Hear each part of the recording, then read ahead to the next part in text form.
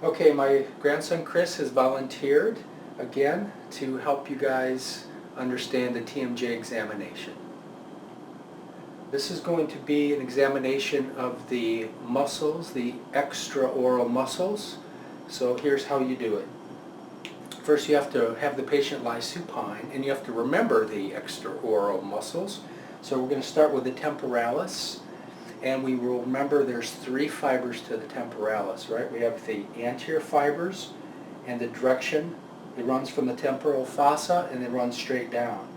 So I'm palpating bilaterally. I choose to go in a straight way. Some people like to do little circles. What are we looking for?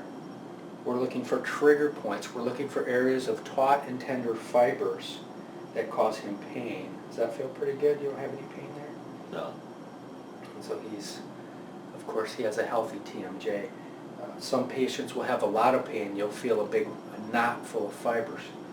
If you do, what do you do with that? Because it might be a trigger point or it might be just a local area of spasm. So you, let's say he has one here. Take your thumb and you push into it with moderate pressure, stabilize here. Hold it for about 5 seconds.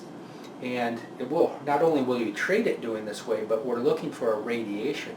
If it's a true trigger point, it'll radiate pain in different directions. So that's kind of outside the scope of this eval. So the anterior fibers feel good. Now I'm going to go back to the middle fibers.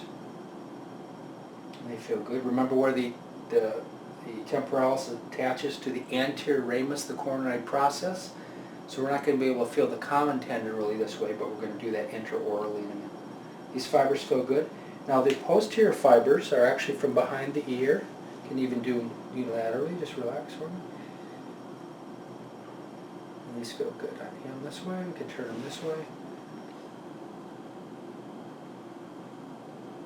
So everything feels good. So for testing purposes, make sure you tell me which fibers you are palpating and the direction that you are going. So the anterior fibers are almost straight, running straight vertical, and the middle fibers have a little more posterior anterior. They're running posterior to anterior, superior to inferior, so they're sloping up like this. And the posterior fibers are almost coming around. I could have done it both ways like this. They're almost horizontal, not quite though. Okay, so that's temporalis. Okay, now we're going to do the masseter muscle.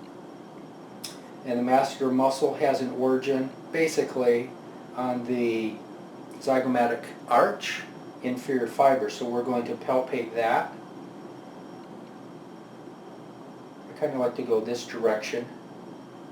If you go this direction, the face kind of, you pull the skin of the face and it kind of gets hard, but you can do it either way. Probably should do it both ways. I'm feeling for taut and tender fibers again at the origin of the masseter. Nothing there. Now masseter is going to run down over what?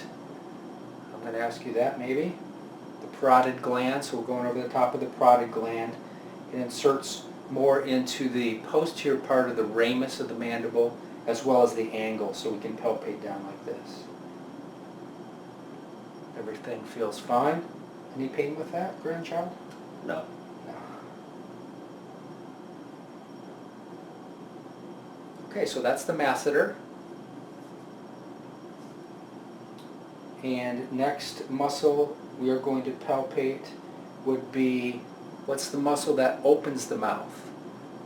Those are the suprahyoid muscles. So that would be the geniohyoid, myohyoid, and the digastric, really the anterior belly, the digastric, and posterior belly as well. So we're going to palpate that just by going like this. Now the notes say, and other sources have said, that you have the patient open up, you do this with gloves, and you push down under the tongue, but that's very, very uncomfortable if you try that on yourself. So I can feel just about everything I need to feel just going like this. Get this hand out of the way so you can see.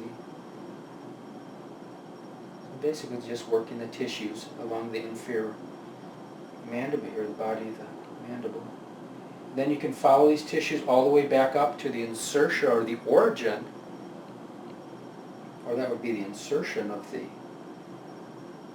digastric, which is That would be the mastoid. So I'm going to come this way from the mastoid now. Again, looking for taut and tender fibers. Everything feels fine here. Any pain with any of this? No. Great. Now while we're here, we're also going to palpate the SCM muscle, sternocleidomastoid. So I'm going to have him turn his head this way. Remember, turning to the right kicks into gear the left SCM. So I don't know if you can see that very good or not.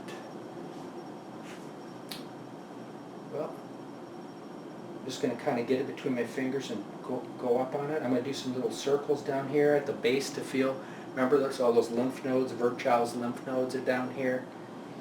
So this is an early spot for detection of cancer down here. So it's always good to palpate down here. We're coming right up the SCM. Turn a little bit more. Make sure they turn it good to kick it up. Kick it into high gear here. Follow that all the way up to the mastoid as well. Turn the other side. Let's palpate the other side. It's got a really nice one. You can also have him lift his head up a little if you really want to bring out the mastoid. Looks good. Any pain with that? No.